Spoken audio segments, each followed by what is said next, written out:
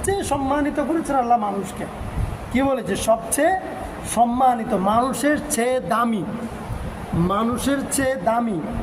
শুধু দেশ নয়, সারা জগৎ একত্রিত করলেও মানুষের চেয়ে দামি নাই। কিছু মানুষ তো মানুষের জীবনের চেয়ে প্রযুক্তি স্থাপনার প্রতি মায়া কান্না করতেছে এখন, তাই না? আচ্ছা, আপনি কয়টা স্থাপনা, কয়টা জগৎ একসাথ করলে একজন মানুষের জীবনের সমান হবে?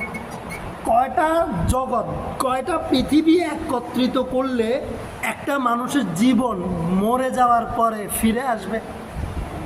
এরকম পৃথিবী, কয়টা পৃথিবী একত্রিত করলে একজন মানুষের জীবন ফিরে আসবে? আসবে না। তাইলে কার দাম বেশি? একজন মানুষের জীবন যদি বেঁচে থাকে হাজারো দেশ সাজাতে পারবে, পারবে না? এই পৃথিবী সাজাইছে কে? আসমান থেকে ফেরেশতারা এসে সাজাইছে? মানুষে সাজাইছে না? তাহলে যদি আপনি, যারা এটা সাজাবে, আপনি যদি তাদেরই না দাম নাই আপনার কাছে, তো এই পৃথিবীর জন্য মায়া কান্না করে আমার লাভ কি? ওয়ালাকাদ কাররামনা বানি আদম, আল্লাহ বলে আদম সন্তানকে আমি সবচেয়ে দামি বানিয়েছি, সবচেয়ে দামি।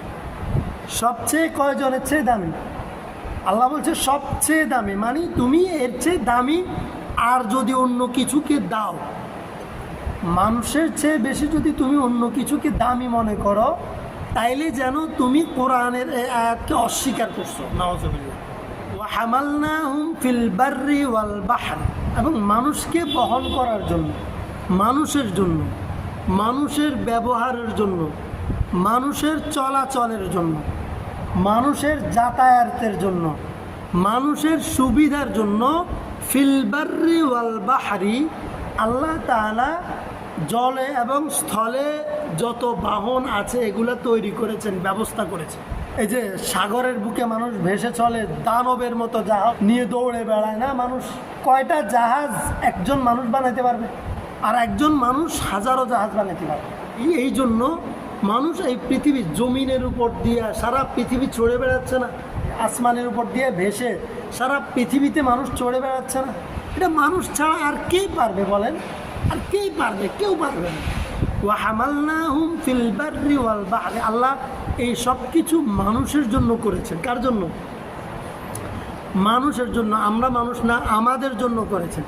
এখন আমরা যদি এটার পিছনে ছুটে হলো নেই, আমি এক নম্বরে আমার সম্মানটা বুঝতে হবে। আল্লাহ বলে ওয়া রাযাকনাহুম মিনাত তাইয়্যিবাত, এবং আল্লাহ তাআলা মানুষের খাবারের জন্য, রিজিক হিসেবে ব্যবহারের জন্য পবিত্র হালাল উৎস থেকে তিনি রিজিকের ব্যবস্থা করেছেন। সুবহানাল্লাহ।